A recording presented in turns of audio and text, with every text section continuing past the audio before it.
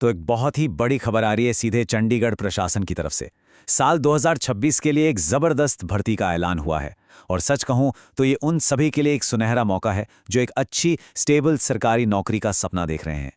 जी हाँ, आप नंबर देख ही रहे हैं। कुल 257 पद निकाले गए हैं। ये कोई छोटा मोटा नंबर नहीं है। मतलब कई काबिल लोगों के लिए सरकारी नौकरी के दरवाजे खुलने वाले हैं।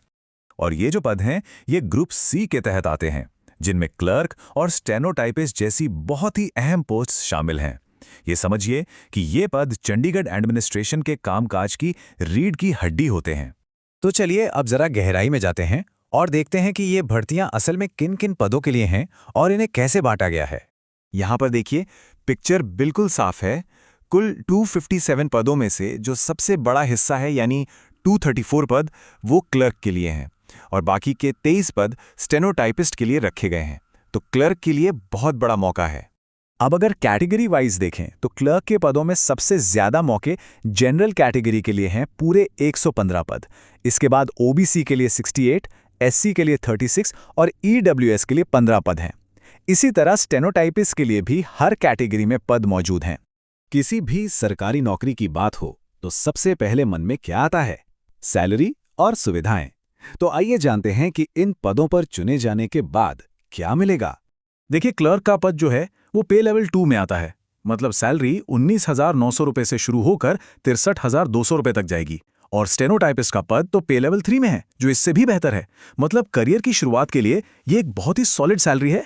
लेकिन एक सरकारी नौकरी का मतलब सिर्फ सैलरी तो नहीं होता ना। ये आपके भविष्य की सुरक्षा की गारंटी भी होती है। सोचिए, रिटायरमेंट के बाद पेंशन, परिवार के लिए मेडिकल सुविधाएं, प्रोविडेंट फंड और सबसे बड़ी चीज जॉब सिक्योरिटी, ये सब कुछ मिलता है।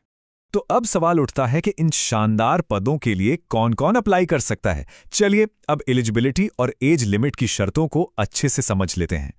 सबसे पहले क्लार्क पद के लिए आपके पास किसी भी स्ट्रीम में ग्रेजुएशन की डिग्री होनी चाहिए, साथ ही 80 घंटे का एक कंप्यूटर कोर्स सर्टिफिकेट और हाँ, इंग्लिश टाइपिंग स्पीड 35 शब्द प्रति मिनट होनी जरूरी है।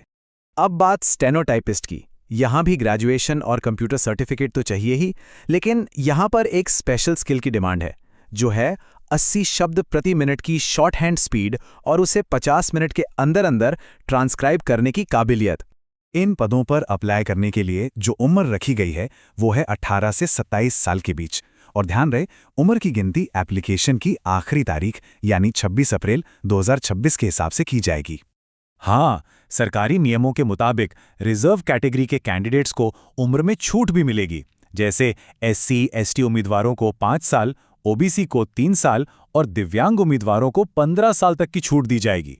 चलिए अब बात करते हैं सबसे जरूरी जानकारी की, यानी डेट्स की।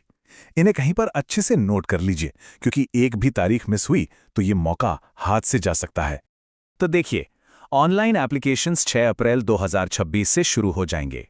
फॉर्म भरने की लास्ट डेट है 26 अप्रैल 2026 और फीस जमा करने की आखिरी तारीख 29 अप्रैल 2026 है। मेरी सलाह है, बिल्कुल लास्ट डेट का इंतजार मत कीजिएगा, अक्सर वेबसाइट पर लोड बढ़ जाता है।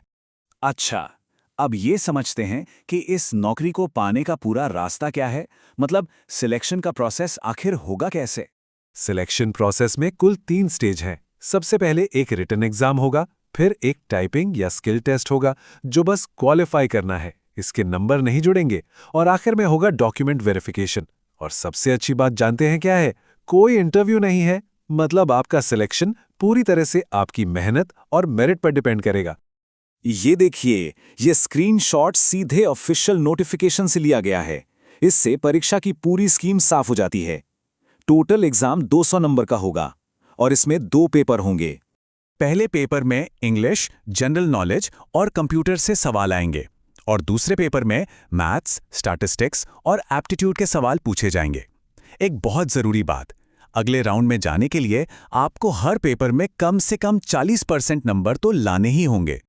अब आता है वो सवाल जो हर कैंडिडेट के दिमाग में घूमता है, क्या इस एग्जाम में नेगेटिव मार्किंग होगी? तो इसका जवाब है एक बड़ा और साफ नहीं। जी हाँ, कोई नेगेटिव मार्किंग नहीं है।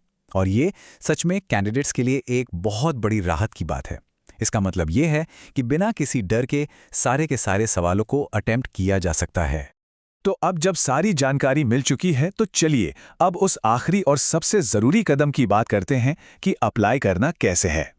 जो एप्लीकेशन फीस है वो जनरल, ओबीसी और ईडब्ल्यूएस कैंडिडेट्स के लिए 1000 रुपये है, जबकि एससी, एसटी और दिव्यांग उम्मीदवारों के लिए ये 500 रुपये रखी गई हैं। और हाँ, ये फीस नॉन रिफंडेबल होगी। ये एक वाकई शानदार मौका है। हमारी तो बस यही सलाह है कि कोई भी जानकारी गलत ना हो। इसके लिए फॉर्म भरने से पहले ऑफिशियल नोटिफिकेशन को एक बार ध्यान से जरूर पढ़ लें। आपकी तैयारी के लिए बहुत बहुत शुभकामनाएं।